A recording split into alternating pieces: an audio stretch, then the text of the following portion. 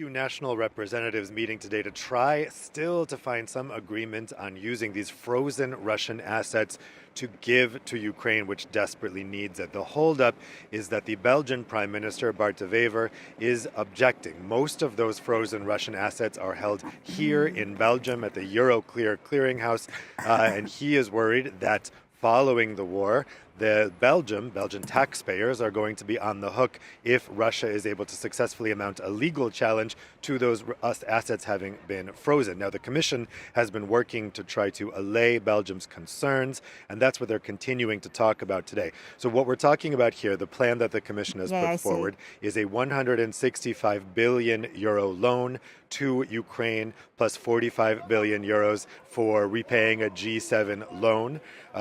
And a lot of that would obviously come from these frozen Russian assets. So the idea here is to give Belgium guarantees by talking about bilateral financial guarantees from the other EU countries that if Belgium were on the hook for these Russian frozen assets being frozen, the other EU countries would bilaterally chip in to pay for Belgium having to repay those up to 105 billion euros. Belgium isn't happy with that, though, because the total amount held in Belgium is 140 billion euros. They want the full amount, and they want a longer time frame that would be guaranteed. So the national representatives are still trying to thrash this out today, and they're also at the same time looking at a plan B where they might be able to overrule Belgium's veto on this. That would not go down well here in Belgium, I can tell you, because actually Bart Wever is really speaking for public opinion here in Belgium, which is opposed to Belgium relenting on this without cast iron guarantees that the Belgian taxpayers will not have to end up paying for this. Dave, there's another important meeting next week. How important is it that they find an agreement before then?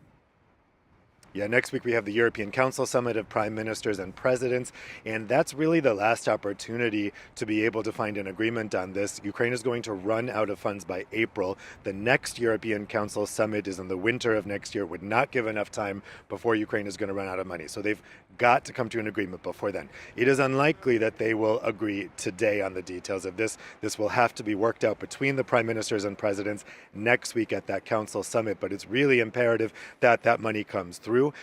They're looking at different ways to do this because Belgium isn't the only problem here. Hungary is also not supporting further aid to Ukraine because Prime Minister Viktor Orban believes that that will unnecessarily prolong the war and that it's working against the peace plan that's supposedly still being pursued by the United States. That is really the elephant in the room here because it's thought that it's not only about the legal guarantees that Bart Wever is opposing this. He also has the U.S. reportedly breathing down his neck. Washington is opposed to giving this frozen Russian funding to Ukraine.